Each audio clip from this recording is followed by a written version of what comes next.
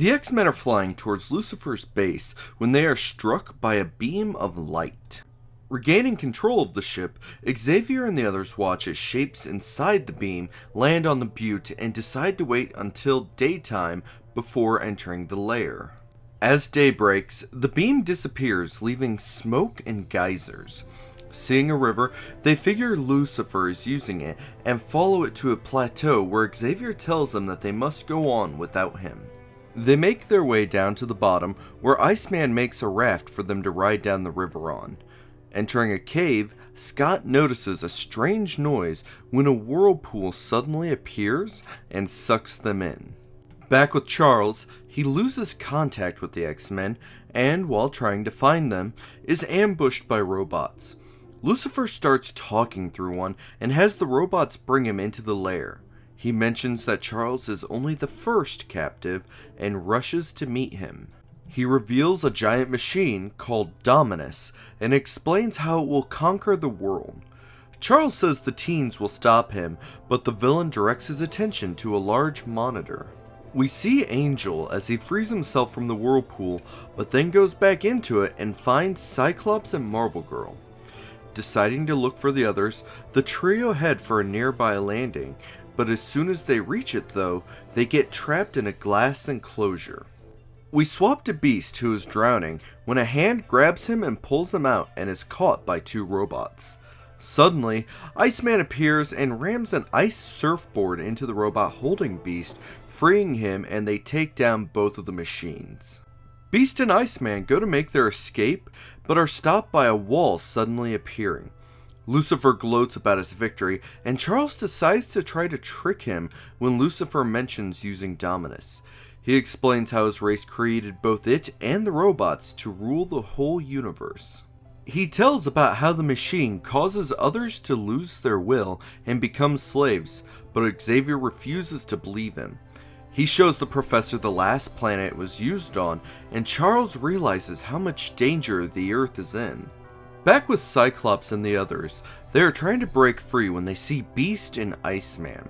Suddenly, a force field throws them backwards as the other two are put in the cage when the robots are contacted by Lucifer.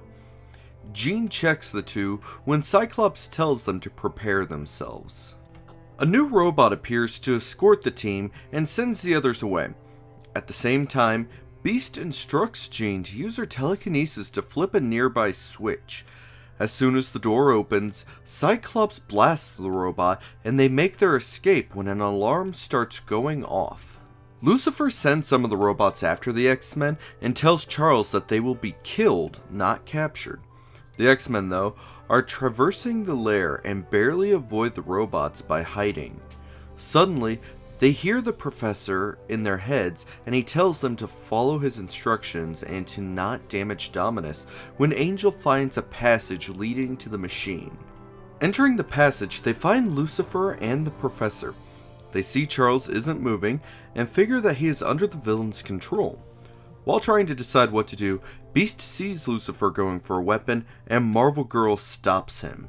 At that moment, Angel flies up to destroy Dominus, and Cyclops tries to stop him, but is forced to shoot and stun him. Beast and Marvel Girl catch him, and Iceman throws a block of ice at the machine, but Jean also stops it to the astonishment of her allies.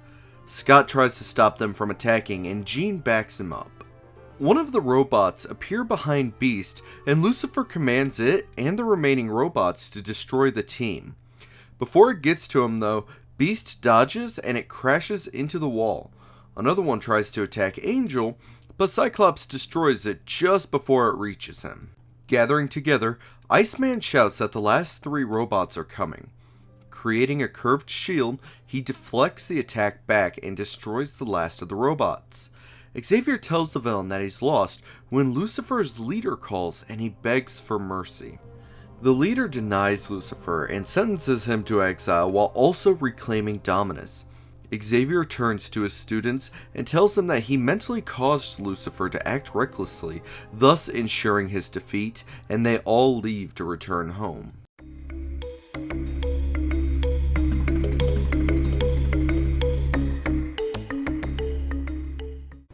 The X-Men stand in the danger room as Xavier reveals his newest creation, Colosso, for them to fight. Cyclops wants to gauge its power when Charles tells them that they have 5 minutes to defeat it. Impatient, Angel flies at it and is blasted by a beam. Paralyzed, Marvel Girl watches Warren as Bobby freezes Colosso's legs. However, the robot simply melts the ice. Cyclops hurries forward and unleashes his optic blast, only to have it repelled and nearly strike Beast. Up next, Beast leaps at Colosso, but it ducks and he flies over it. Pulling together, Cyclops tells everyone that they must work together when Colosso charges at them. Working together, Beast covers the robot's head while Bobby freezes it in place, blinding it. As it begins to melt the ice, the team work together and assault Colosso at once. They knock it over and Xavier ends the session, congratulating them on their teamwork. He then tells them that they have 2 weeks of vacation time. Hank and Bobby leave for Greenwich Village, while Jean and Warren go out for dinner when she invites Scott along. As they leave, we see Charles is envious of their ability to walk. We swap over to a hidden lair to a man called Count Nefaria as he recovers from his recent defeat from Iron Man and schemes to make the X-Men his allies. Not far away, Hank and Bobby meet up with their dates. At a nearby restaurant, Jean, Scott, and Warren are finishing their meal when Scott excuses himself and leaves. Outside, he's lamenting his powers and decides to walk through Central Park when he sees Jean in costume floating over the trees. He rushes into the park but doesn't find her. Close by, Jean hears about the Flying X-Man and puts on her costume and goes to investigate. Suddenly, the trees and plants attack her. She sees a figure who introduces himself as Plant Man as he knocks her out. Cyclops hears Jean yell and investigates when he sees Angel and tries to get his attention. Back with Warren, he hears about Central Park as well and flies there when he sees himself. Following the fake, he sees it disappear when he spots a man calling himself the Scarecrow. To Angel's surprise, a flock of crows drop an adhesive net on him, capturing him as Scarecrow orders the Magia to take him away. Back with Hank and Bobby, they hear about the sightings, and Hank excuses himself to go and check everything. Entering the park, Beast is ambushed by the porcupine. Dodging a blast of nerve gas, Beast moves to kick his foe when he activates the quills on his suit. Knocked down, Beast has a hypnotic disc thrown at him, knocking him out and is captured as well. Returning to his hotel, Bobby finds that Hank never returned when he hears about a sighting of Iceman in the park. Heading to the park, Bobby sees the fake and follows him to a lake where he disappears. He is then ambushed by the eel. Freezing the eel in place, Iceman is shocked when he easily breaks the ice prison. As he is about to retaliate, he is hit by a blast from Cyclops as he appears. Iceman asks if he's seen Beast, but Cyclops hasn't when he hears someone behind them. Turning, they are faced with the Unicorn. Cyclops tries to blast him, but hits a force field and the Unicorn fires back. Using the opening, Bobby freezes his foe's head when he is struck from behind by the eel. Cyclops tries to hit Eel when the Unicorn strikes from behind. With both X-Men knocked out, the villains decide to return to their ship on a wharf where the Magia take them. Setting sail, the ship heads to a hidden building where Count Nefaria watches as it docks. He reflects on how he found the 5 villains and how he can't trust them when he has them report on the prisoners. Hearing the mutants are fine, the Count goes to check on them while Unicorn plots his betrayal. In the dungeon, the teens wake up and they make sure everyone is there while also sharing everything that they've learned. Count Nefaria enters and offers them the chance to join him and get revenge on the world. Beast speaks for all of them and refuses. He tells the X-Men that they will join him regardless though. He also tells them of his plan to steal a city, the capital of the United States. The team don't believe him and he leaves, telling them that they will collect the city's ransom for him. Entering a control room, he begins his plan.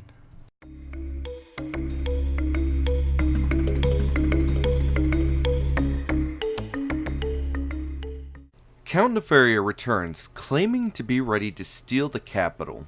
He tells the X-Men that they will be held responsible for the crime, gives them no more information, and tells them he will be back in an hour to see if they will join him. At his control booth, he activates a switch, causing a solid dome to appear around the city, which is impenetrable.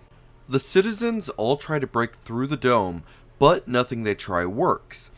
After a short while, Nefaria decides to give his demands, while also forcing the X-Men to do his bidding.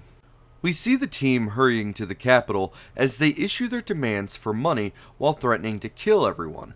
Some guards try to catch them, but they disappear. Back with the real X-Men, Marvel Girl is trying to release Hank's cuffs but can't, and wishes she could contact the professor. We swap over to Xavier as he is interrupted by the phone. Answering, the general who worked with him when fighting the Sentinels tells him of the X-Men's actions. Worried, he tries to contact the students but is unable to.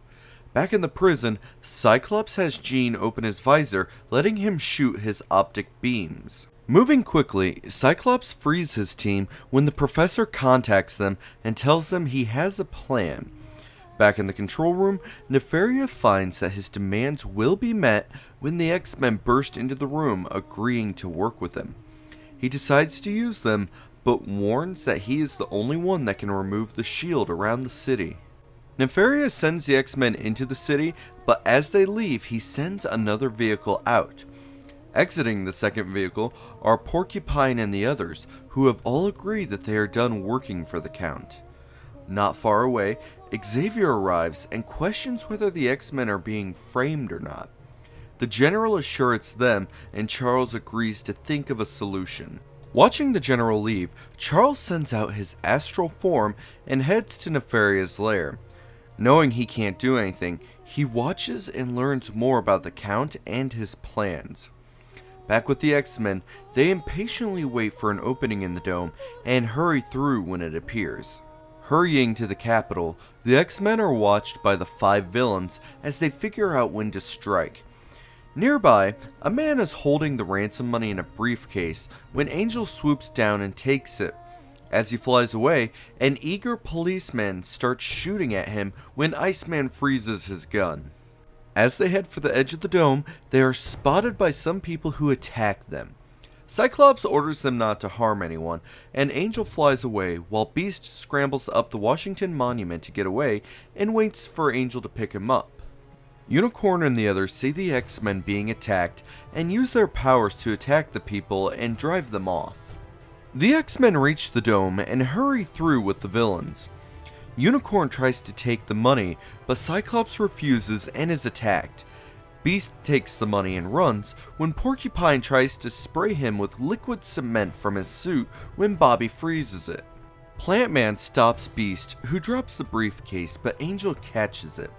As he flies away, he is attacked by Scarecrow and he throws the package to Marvel Girl. Eel blinds her, causing her to drop the money. As he goes to pick it up, Unicorn stuns him and takes it for himself. Count Nefarious sees the betrayal and decides to deal with it. Meanwhile, Unicorn is caught between the X-Men and army tanks. He tries to attack the tanks, only to find that they are illusions. Using rockets in his boots, he flies away. Back with Xavier, he tries again to convince the general of the X-Men's innocence, but fails. He leaves and checks into a nearby hotel. As Unicorn flies away, he sees more tanks and, thinking them to be fake, flies past and is blasted by the tanks. Scott grabs the pouch while Iceman, Angel, and Beast take care of the soldiers. Cyclops hands the money to Jean, who heads to the rendezvous point. As the team head back to the truck, they see it leaving. Back with the Count, we see him celebrating while also seeing someone approach his base. The mysterious figure enters the base by stunning the guards, while at another part of the lair, Nefaria sees the arrival of the truck. Jean enters the room, but before she gives him the money, tells him that he must remove the dome. He agrees, but tells her that the dome will be uninhabitable in 5 minutes if he doesn't get the money. She gives it to him when she sees the mysterious man who begins working the machine. Jean holds Nefaria back when she begins to realize who the man is. Just then, the rest of the X-Men arrive, only to find the Count and the money gone. The mystery man speaks up, telling them that the Count has left on a ship and is soon joined by a unicorn. He tells them not to worry, as he turns around, revealing himself to be Xavier and that the villains don't have the money. Under a nearby table is the briefcase. On the ship, Nefaria is surprised at the appearance of Unicorn when the money suddenly disappears. Back with Xavier, he says he alerted the Coast Guard while also pulling out a letter for Jean. Quietly, she reads the letter and reveals that she must leave the X-Men.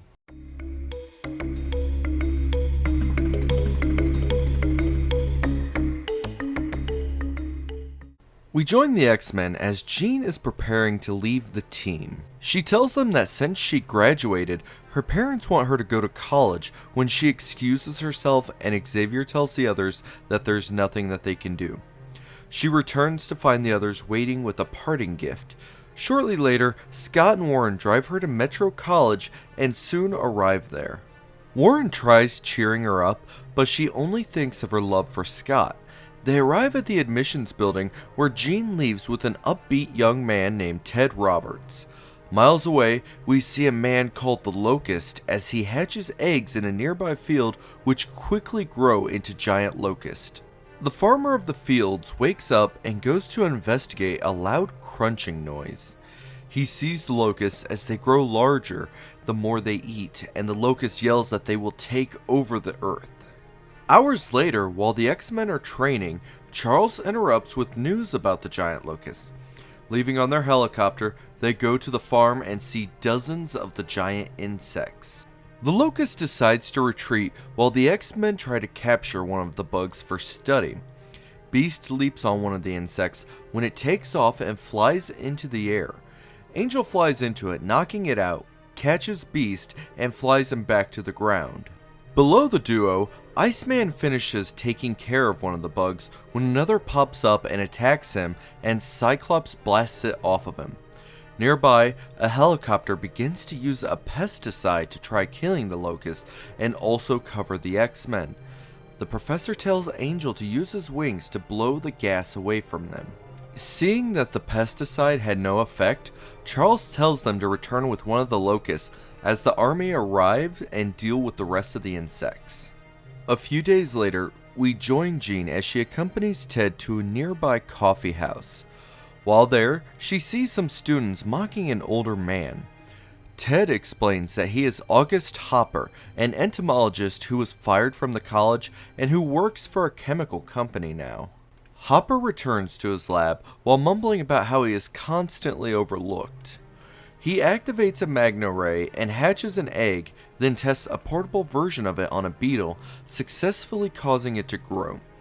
He then plans to unleash the mutated bugs on the world and then destroy them so that he will never be forgotten.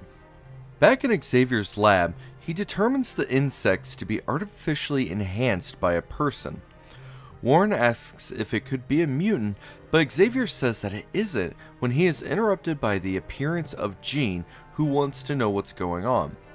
They fill her in when she mentions Hopper, and Charles wants to know more about him when he decides to go visit him. When he arrives, he discovers Hopper is gone and asks if he can see the lab, which his boss allows. Learning of no way to contact the doctor, Charles begins examining the lab. He finds evidence of Hopper's involvement with the mutated insects, including where he will strike next. He quickly leaves so that he can gather the X-Men. Contacting the team, he fills them in and they leave as soon as he returns. A few hours later, they reach their destination and hear the insects. Flying over the hill, Angel sees dozens of the bugs when the locust appears, claiming to have been waiting for them. Cyclops approaches the villain, but is caught off guard and backhanded. Beast then attempts to tackle the locust, but he flies away and is closely pursued by Angel. Quickly, Locust turns around and shoots Angel with a ray that paralyzes him, and he is caught by Jean. Cyclops tries to confirm if the Locust is Dr. Hopper with Jean while blasting him, but she isn't sure. Iceman coats the ground in ice, causing the Locust to fall, prompting him to call for aid. Xavier sends out a warning, and the team retreats at the sudden appearance of a giant beetle. Using the advantage, Locust hatches a swarm of wasps and sends them after the X-Men. Nearby, the team finish dealing with the beetle when they see the wasps coming, and Iceman begins building an ice dome. Inside, they try to decide what to do when they see the wasps fly off and eat the other bugs. Cyclops blasts his way outside of the dome, while Iceman points out that Xavier is prepping the chopper to leave. Nearby, the National Guard defeat the remaining insects. In the helicopter, Charles explains that the bugs are useless without someone guiding them and that he knows where Dr. Hopper went. They soon arrive at a suspicious trailer on a cliff. Inside the trailer, Hopper is creating more of the insect eggs. Stepping outside, he is approached by a man who questions his motives and tries to get him to stop his plan. The Locust flies away, choosing to ignore the man who thinks of how the X-Men must stop him. Landing nearby, he is ambushed by the X-Men who used Xavier in disguise to find his location. Beast lunges at Locust, but is knocked back. Angel flies at him, but he is caught in a silk cocoon that is thrown at him. Using the brief for spite, Locust throws a pair of insect eggs on the ground and uses the portable magna ray to hatch them. Two giant beetles quickly grow and tower over the X-Men. Marvel Girl notices that Locust's antennae are controlling the bugs and knots them. He tries to command the beetles, but they attack him and he flees to the trailer. The beetles follow and attack the trailer when it snaps free from the car and rolls downhill. The X-Men try to stop the trailer but can't, and Angel grabs Dr. Hopper as it goes over the cliff. Xavier shows up in disguise and tells Hopper to look at what he's done. He ends up deciding to turn himself in. The team get together and discuss the future of the Locust and how they might not be able to stop him if he returns.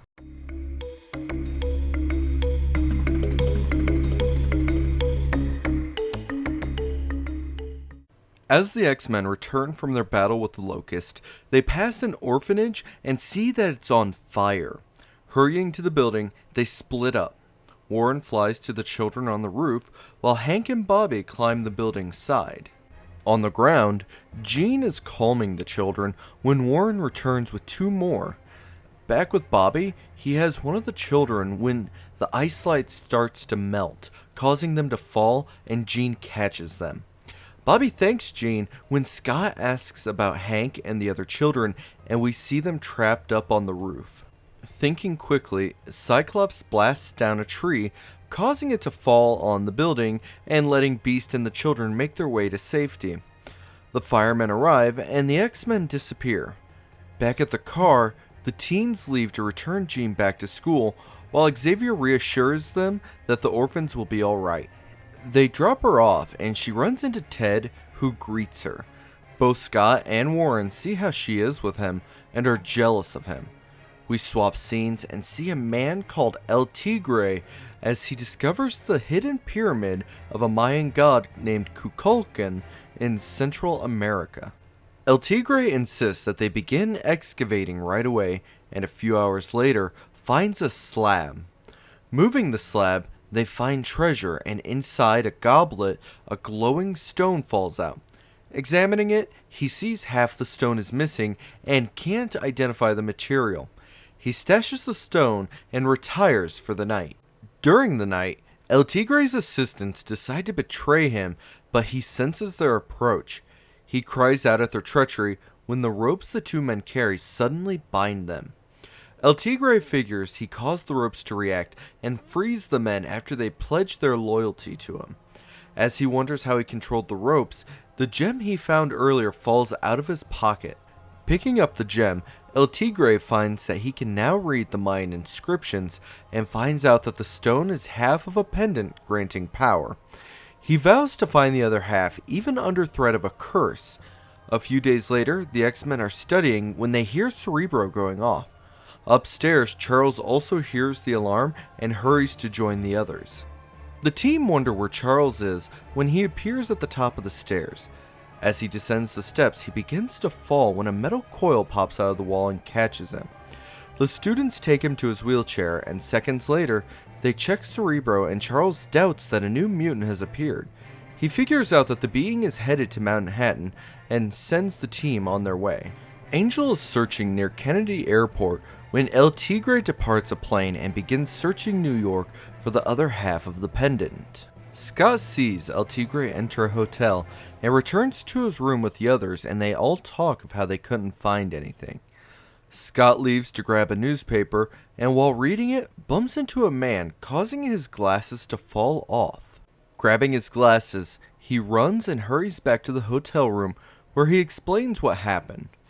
Warren interrupts and checks the TV and hears about a disturbance at a nightclub. Seeing a picture on the TV, they all recognize El Tigre, and Xavier contacts them to tell them that one of the three is the one that they seek. He tells of how he upgraded Cerebro, which allowed him to follow El Tigre to a museum. He tried to probe the man's mind, but was detected, and he built a mental defense.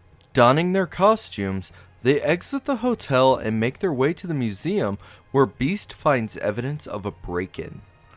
Entering the building, they are watched by El Tigre when the X-Men split up, and Beast enters the medieval exhibit when he hears a noise.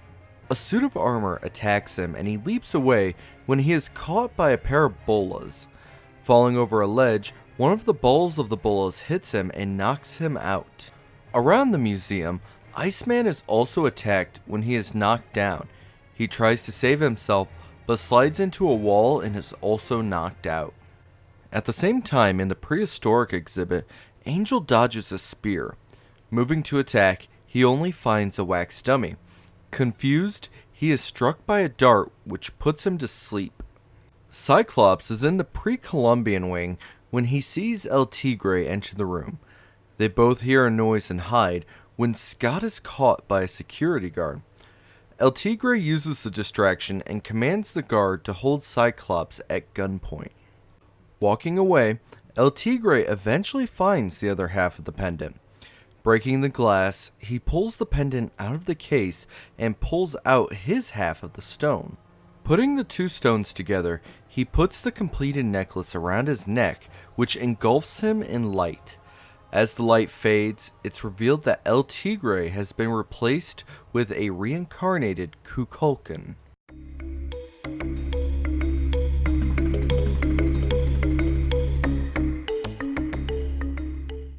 We join Xavier in his lab as he manages to get Cerebro to focus on the transformed El Tigre and is unable to contact the X-Men. Cerebro indicates that Kukulkan's power is still growing, and at the same time, the villain is also discovering his newfound power. Cyclops tries to persuade the guard to let him go, but he can't. He opens his visor, destroys the guard's gun, and pushes him out of the way and rushes after Kukulkan. The villain senses Cyclops nearing when the hero releases an optic blast that hits the amulet and shoots back at him, knocking him out. El Tigre's partners show up, commenting on the ceremonial dress he's wearing, when they reach for the pendant. Angry, Kukulkan knocks them back. The two men retaliate and move to attack when Kukulkan makes a gesture and sends a wave of energy at the two, knocking them out. Deciding to leave, he chooses to go back to Central America, where he can restore and increase his power. Creating a golden sphere around himself, he launches himself and flies to San Rico. Back with Xavier, he's finally able to contact the X-Men and revives Iceman. He sends them to find the others, the first of which is Angel. They find Beast, who is checking on Cyclops, when the professor tells them they need to leave quickly. The next day, Charles calls Jean to have her research Mayan history. Heading to the library, she runs into Ted and Calvin Rankin, but he doesn't remember Jean, although he feels like he's seen her before and swears to remember where he's seen her. Hours later, Charles is explaining where the pendant came from when Jean arrives with some books that he asked for. Checking the books, he finds out more about the pendant and also about the curse that it holds. The professor decides that they must go to San Rico when Scott enters the room and the others are glad to see him recovered. The plane takes off, with Scott vowing to tell Jean how he feels about her after the mission. Elsewhere, Kukulkan arrives at his destination and, using his powers, reveals a snake-shaped tower hiding a solar stone, which is the source of his power. He then proceeds to begin clearing the overgrowth from the city, and when he is done, sits on the throne of the city and sends out a mental summons to the descendants of the Mayan people. The team arrive in San Rico, and Charles tells them that they must fight without him. Boarding a canoe, they head downstream while wishing that Jean was with them. A short time later, they depart the canoe and Beast climbs a nearby tree, allowing him to spot their destination. In the capital, Kukulkan begins planning to take over Central America when he is alerted to the X-Men's presence. Minutes later, the X-Men approach the city when they fall into a pit and a mesh net covers the top, preventing their escape. The locals appear and Iceman creates an ice shield while Cyclops thinks of a way out. Scott begins tunneling his way out, and when they surface, surprise the locals and throw them into the pit. They continue to the city when they spot a guard and Beast suggests causing a distraction. Moments later, Angel flies by the guards, allowing Cyclops to blast their guns. Kukulkan screams at the guards as they run away in fear. Angel swoops down trying to grab the pendant, but Kukulkan senses his approach. Taking advantage of the distraction, Beast also tries to grab the pendant when it flares up and blinds him. Knocked back, Cyclops and Iceman come to his rescue. Iceman charges in to attack when Kukulkan starts emitting heat, forcing him to retreat. Hank notices the solar stone and discovers that it's the same material as the pendant. He has Iceman begin to cover it with ice while he helps Angel with Kukulkan. Angel is dodging the villain's attacks while Cyclops sneaks up behind him. He goes to blast Kukulkan when he dodges and blasts Angel by accident, knocking him out.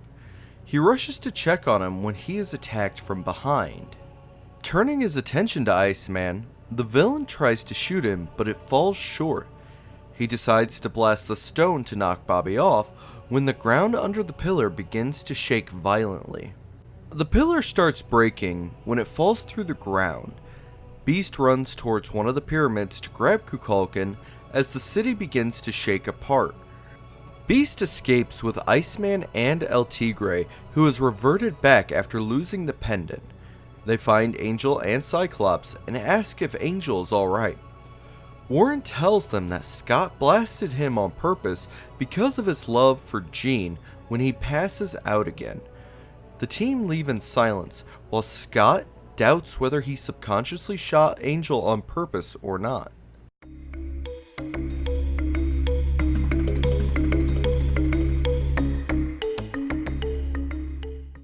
We rejoin the X-Men as they get ready to fight Mimic, and Xavier says that they must win. The team split up to attack when he coats the wall with ice, causing Beast to crash into the wall. Cyclops shoots at Calvin, but he dodges and tries to trick them with the mental command, but they don't fall for it. Cyclops dodges an optic blast, but is hit by the statue Mimic was aiming for.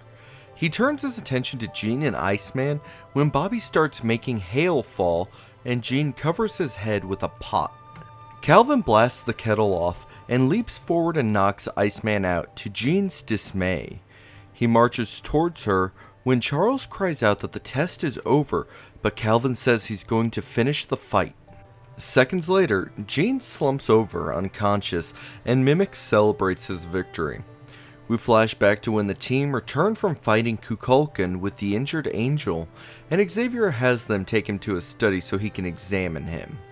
Warren is worried and asks if he'll ever be able to fly again, while outside, Cyclops berates himself for injuring Angel.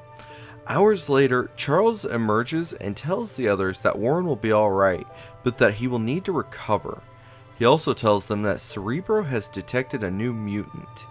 We then swap over to Jean while she is at a track session. She watches as Ted participates in various activities and she comments on how hard he pushes himself. He tells her that it's because he's in his brother's shadow when they hear an explosion and run to the chemistry lab where they see Calvin being pulled from the building. Calvin's memories return and Jean has a hunch that his powers are returning as he hurries away. Meanwhile, in a hidden lab, the Fantastic Four villain, the Puppet Master, is using his radioactive clay, which allows him to control people to create a figure of Xavier. Finishing the figure, he attempts to control the professor, but is unable to due to his mental barrier, and the clay becomes useless. He vows to find another to control. Back in Westchester, Charles detects the mental intrusion, but dismisses it and returns to working on a device to boost Cerebro's power and finishes it. Charles notes that a new threat hasn't appeared in a while and excuses himself for a few hours. In his room, he leaves in his astral form to find replacements for the injured Warren and absent Jean. In a valley in Central Europe, we find Quicksilver and Scarlet Witch, the objects of Xavier's search, as he contacts them mentally. He invites them to join the X-Men, but they decline as they are part of the Avengers, and Charles leaves them wishing them well. Back in New York, Hank and Bobby are on a double date when they hear an alarm go off and see a bank getting robbed. The two quickly change into costume and give chase, only to find Spider-Man has caught them. Xavier contacts them and has them ask him to join, but Spider-Man declines and swings off. The next day, Xavier and Scott go to pick up Jean, as they are watched by Calvin, whose powers are stronger than ever. Minutes later, Hank and Bobby are helping Jean when Scott and Charles show up, ready to leave when Calvin appears. The others are ready to fight, but Xavier tells them to stop and hear him out. Calvin says he'll tell them later as they get into the car. Back in the Puppet Master's lair, he sees the meeting between the X-Men and Calvin and decides to take control of Mimic. Back at the mansion, everyone arrives and Calvin heads indoors to change into his costume just as he grows Warren's wings, and he vows that he will keep all of their powers. Minutes later, the X-Men are ready to fight and are wearing new costumes that Jean had made. Just then, Xavier enters with the announcement that Mimic is now the deputy leader of the X-Men, much to their surprise. Just then, the Puppet Master activates his doll and takes over Calvin's mind. Xavier notices and realizes that it's the same force that attacked him and watches as Mimic becomes more aggressive. Puppet Master decides to have Mimic leave and Charles tries to tell him that he's being controlled, but he brushes it off. He tells the others that they need to follow Mimic, who he knows is heading to Puppet Master's lair. The team board their helicopter and fly off, and we see Calvin as he reveals himself and wonders why he started the fight. Back at the mansion, Angel insists on joining the team and drives off to help his friends. The teens find the lair, but are detected and Puppet Master decides to send a puppet called the Defender after them. Moments later, the X-Men are faced with the android. Cyclops blasts the android, but the attack is reflected back at him. Beast moves in to kick the monster and bounces off. Bobby then tries icing the behemoth up. Suddenly, the android absorbs the ice and shoots it back at the others. Thinking quickly, Cyclops blasts a hole in the floor, causing the android to fall into a cave. They hurry past and find the Puppet Master as he is controlling Mimic to fight them. Outside, Angel reaches the lair and is worried for the others. Mimic, though, doesn't attack because he doesn't want to kill. Angel sneaks in and sees the puppet of Mimic and figures it to be the problem. Lunging at Puppet Master, he takes the doll and destroys it, freeing Mimic from its control. The teens check on Warren, while Beast notices Puppet Master is gone, and Mimic reproaches himself for not having any abilities of his own.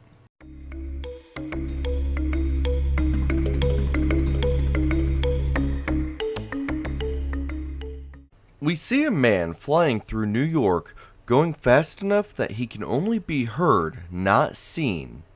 Arriving at an art gallery, he shoots a sonic scream, breaks the glass, and lands. Noticing that the scream knocked everyone out, the man called Banshee moves quickly and steals one of the gallery's paintings. Moments later, the people wake up and, with Banshee being long gone, report the theft of the Gaelic painting. Back at the mansion, we find that Charles has been attempting to boost Mimic's powers when he sees that Calvin has gone outside the test zone. He tries to call Mimic back, but he's sure his powers are permanent and continues when his wings start shrinking and is forced to turn around. He manages to turn around and save himself, and hates that he still has to stay near the X-Men. Returning to the mansion, he asks Xavier how he did when he's asked why he went past the test limits and brushes it off. Xavier says that he will talk with him later and leaves to check Cerebro with Scott, but Scott stays behind to warn Calvin to be careful when he simply reminds him of how he injured Warren. At a hideout, we see a villain called the Ogre as he finds the X-Men's home. He hurries to inform both Banshee and something called Factor 3. Descending a ladder, he finds Banshee, who explains that he just got back with the painting. Ogre gets angry about him jeopardizing their mission and that they must be ready in an hour. Banshee reassures him that he will be, but not before getting some tobacco. Shortly, Banshee flies out, knocking everyone unconscious. Entering a tobacco shop, he is seen by a deaf man who sneaks out, locks the villain inside, and leaves to get the police. As he's leaving, Banshee sees that he's trapped, but isn't worried. Using a sonic scream, he destroys the gate and flies off to prepare to fight the X-Men. Back with Charles and Scott, they see Cerebro detecting a new mutant in Manhattan and begins tracking him. Cerebro, though, can't pinpoint the mutant and loses it. Scott asks if they should go look for him, but Charles says no as he suspects that they will attack their home. At Metro College, Jean is studying with Ted when they hear about the pair of attacks in New York. Jean hears about what was stolen and wonders if it's a menace that Charles has been expecting. Ted claims there's more going on and that someone should investigate, and Jean reassures him that someone will, and soon. On a private dock, a rocket-shaped vehicle appears and the Ogre checks to see if Banshee's whale affected anyone earlier. He finds out that he went out again and swears to inform Factor 3, then tells Banshee that it's time to capture Xavier, and they depart. Back with the X-Men, they continue trying to find the mutants when Xavier shouts that he can hear Cerebro's detection of them even though his ears are filled with a special wax. Beast says the mutant is there when the lab window breaks and Banshee flies in, his scream causing them to pass out even with the ear guards they were all wearing. Banshee comments on how the X-Men underestimated him when he contacts Ogre, who tells him to leave before Mimic copies his power. Seconds later, Ogre appears and grabs Xavier while muttering about how Factor 3 will use his mutant power to rule the world. Marvel Girl shows up and stops the villain, but he retaliates and shoots at her. Jean dodges the attack when the other X-Men recover and come to her aid. Frustrated, Ogre flies off using rocket boots and quickly turns around, catching the team off guard as he shoots them. Mimic shows up and attempts to knock Ogre down, but is knocked back. Landing, the villain sees the X-Men regrouping and getting ready to attack when he activates another gadget Factor 3 gave him and blinds the others. Thinking quickly, a revived Xavier rolls and knocks Ogre down. Knowing he can't win, Ogre hits a button summoning Banshee.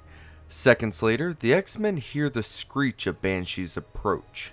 The teens are stunned by the wail of the villain, and Ogre hurries away while Iceman and Beast can only watch. Banshee leaves and returns to the rocket and waits for his partner.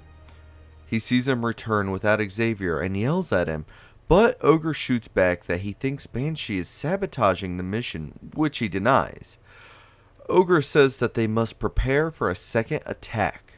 Back at the mansion, Xavier begins discussing strategies and gives everyone an ear guard that will cancel Banshee's scream. Minutes later, Charles sees that Banshee is approaching and tells the others to get ready when he shows up, desperate to defeat the teens.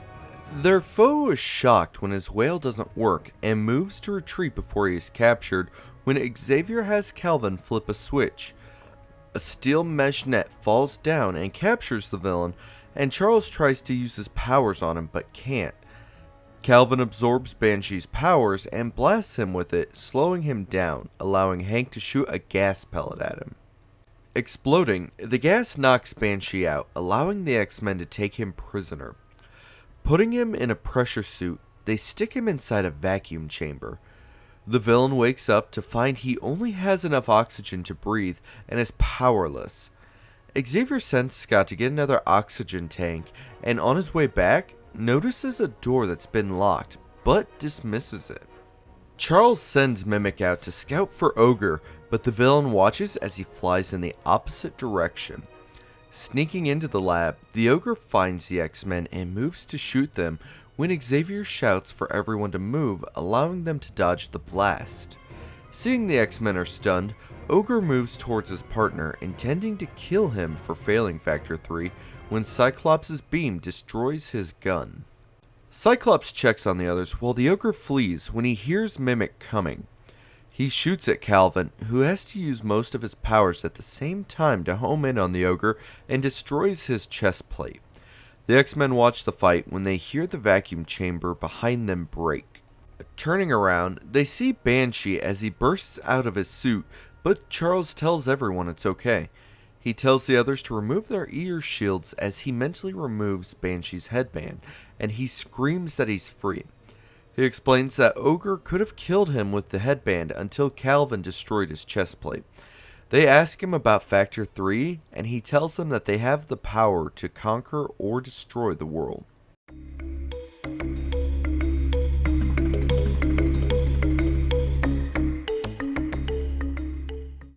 We join the X-Men at the beginning of winter as they relax with ice skating. Bobby, not used to skates, falls down, as does Beast when he tries to show him how it's done. Not far away, Scott watches as Jean and Warren go skating and excuses himself to take care of something by himself. Climbing a hill, he envies Warren for being able to fit in so easily and remembers how he hurt his friend. He decides it's time to test his control over his optic blast and goes to remove his glasses. Slowly opening his eyes, the beams shoot out uncontrollably and he feels a sense of hopelessness that he'll never be able to control his power. Feeling grief, he wonders if he'll ever be able to be with Jean when he suddenly gets angry and decides that he wants to be with her while releasing a second blast. The blast, though, causes a rock slide. He manages to get away and chides himself for losing his temper and is glad he was the only one there. Below ground, though, we see a creature called the Super Adaptoid, an advanced idea mechanics creature with the power of 4 Avengers as he is disturbed. Some debris falls on his head and he is reminded of the outside world. He remembers how he was built to defeat Captain America and how he was designed to evolve others into androids, and sets off to find his test subject. Back with the X-Men, Hank jokes about Bobby's inability to ice skate as he falls again. The others leave to go back to the mansion while Bobby stays to master ice skating.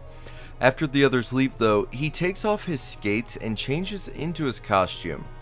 He then begins executing skating tricks, and we see the Super Adaptoid watching him when he decides to try turning Bobby into an Adaptoid. The creature begins to sneak up on Bobby, but falls through the ice on the lake and alerts him. He is stunned by the size of the creature and coats him in a layer of ice when it moves to attack him. The Adaptoid, though, is merely faking defeat as he learns about there being others when Iceman says he has to go back to school. Breaking free, he follows Iceman's trail and decides to observe everyone first. Bobby returns to the mansion, but no one believes him about his encounter when Scott returns and he asks if he saw the frozen robot. He says he didn't, and the team dismisses the incident, and Bobby wonders if it actually happened. The team head outside where they see Xavier training Mimic when he notices their disdain for Calvin and instructs him on the next maneuver. Mimic, though, says he's done, while Charles states that they need to train to fight evil mutants, but he doesn't care. Scott threatens to fight him when Calvin reminds him that he's no longer the deputy leader and attacks him by throwing a ball of snow in his face. Unexpectedly, Scott decides not to fight when the others step up to fight for him, and Charles decides that they need to settle the conflict amongst themselves. Hank lunges at Calvin, but he leaps into the air, allowing Angel to grab his wings. Iceman creates and throws a hollow ice club, but Mimic uses his telekinesis and curves it toward Angel, narrowly missing him. Scott steps in and shoots an optic blast, but Mimic counters it when Xavier yells for them to stop fighting. Fed up with Calvin's arrogance and ego, he tells him that he's done at the school and that they will fight Factor 3 without him. Calvin says he won't help fight them and that he'll leave within the hour. Scott thinks of how Xavier had to admit defeat and how he must worry for all of them.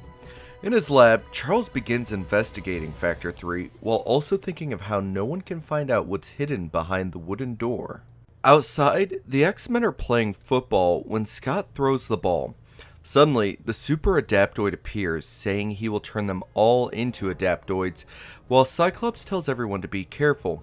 He reaches for Jean when Cyclops yells for him to let her go, and he shoots at the villain, but the Adaptoid deflects it with a shield. Angel knocks aside the shield, allowing Beast to kick the Adaptoid. Iceman begins freezing the creature, but it breaks free without trouble. Cyclops hears about the absorption of powers from the Avengers when the Super Adaptoid pulls out an arrow and hurls it at Beast, releasing gas. The X-Men lose control of their bodies, and we see Calvin watching as he learns that he can get the Adaptoid's powers. The android moves to copy the X-Men's abilities when he senses Mimic's approach, who tells him that he's willing to be transformed, while noticing that he can't mimic the Adaptoid's abilities. Cyclops watches, powerless, as Calvin tells the Adaptoid to hurry up. As the Super Adaptoid begins the process, Cyclops yells that he's merely being turned into a robot slave. Calvin realizes that Cyclops is right and resists at the last second, angering the android. Moving quickly, Mimic kicks the villain, then releases an optic blast, but the Adaptoid blocks it. Winded, Mimic watches as the Super Adaptoid grabs 3 arrows and hurls them at him. Destroying the middle arrow, he is blinded, allowing his enemy to hurl his shield at Mimic with deadly accuracy. He narrowly dodges the shield when the android says he will kill the others before continuing the fight. Calvin takes to the air, mocking his opponent to distract him. Angered, the Adaptoid flies after Mimic, who is quickly caught in a vice-like grip. Mimic tries kicking him again before catching him off guard and blasting him in the face. The Adaptoid spins Calvin around, causing him to almost black out when he stops and begins copying Mimic's X-Men powers onto himself. The Adaptoid is unable to copy Calvin's powers though, and receives an electrical feedback causing him to go numb. The android throws Mimic away, hoping to stop the feedback, when the X-Men arrive and see that Calvin's wings are shrinking. Unable to fly, Calvin continues falling when Angel flies up and catches him. The Adaptoid, due to the feedback, loses all of his adapted powers and falls into the ocean. Scott congratulates Mimic on saving the world, though at the cost of his powers, but Calvin doesn't mind as he's finally realized the value of friendship.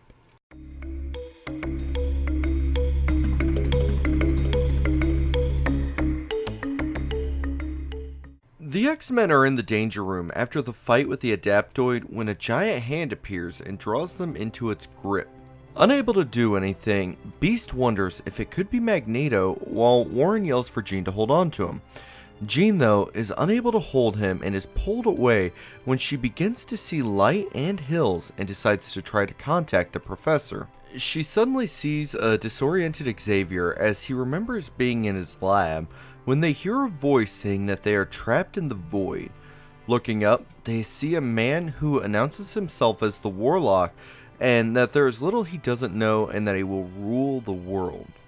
Xavier, whose powers are being stopped, watches as the Warlock apologizes to Jean, snaps his fingers, picks up Charles, and walks towards 3 winged horses he created. Charles sees that Jean is in a trance and can't use her powers, while seeing that he is in the New England hills. While on the horses, Angel finds them and asks about the strange man when Warlock decides to let him follow. Angel realizes something is wrong when Jean calls him by name. He sees them head to a cave and, inside, sees an armored guard with a Tommy gun when Warlock tells him not to shoot. On the other side of the cave, Angel sees more guards and figures that Xavier knows more of what's going on. At the same time, they swap transportation. Xavier asks about the new vehicles, and the Warlock says he will tell him at his headquarters. They arrive at a castle with modern weapons and equipment. Warlock tells them that his radars are modified for a weapon that will defeat the world. He talks of how he used to be known as Merlin, and how he went into a coma and woke up in their time. He gestures to a machine saying that it will let him conquer the world, and Xavier asks what it does. The Warlock tells him that it will revert everyone's minds to medieval times, making them unable to use their technology. Warlock moves to leave with Jean when Angel goes to attack him and is stopped by Jean at Warlock's command. The villain then looks into Angel's eyes, who begins to feel strange. Angel then realizes that his wings are on fire, and the professor yells for him to fly into a nearby stream. He figures out that it was all the power of suggestion, as his wings are intact and that Charles had found the stream with his powers. Warren figures out that Xavier is only acting helpless when he returns to see him concentrating. Warlock feels his link with Xavier break and leaves to investigate. When he arrives, he sees Charles on the floor, and Angel, thinking quickly, tells him that the professor fell and hit his head. Angel tells him that the professor must be in a coma, and Warlock warns him that they better not be lying and begins examining Xavier. He finds that he cannot read his mind when he is interrupted by the arrival of the rest of the X-Men, when Charles wakes up and tells Angel that they appeared from the negative space they were trapped in. Reacting quickly, the Warlock uses his hypnotic powers to make the X-Men think that they are stuck to the floor. Charles tells their foe that they would win in a fair fight, but, knowing he's being goaded into making a mistake, he instead tells of how a tournament is being prepared and that Charles can watch his team fight in it. Charles, using his mechanical legs, follows and thinks of how they must defeat him when the Warlock makes a bet that if the X-Men win the tournament, he will stop his plans. Knowing he can't be trusted, the teens follow him as he guides them to the arena. Upon entering, Beast is attacked. Reacting instinctively, he grabs and throws his attacker. He then sees they throw him into the crowd at the Warlock, who is watching with Xavier.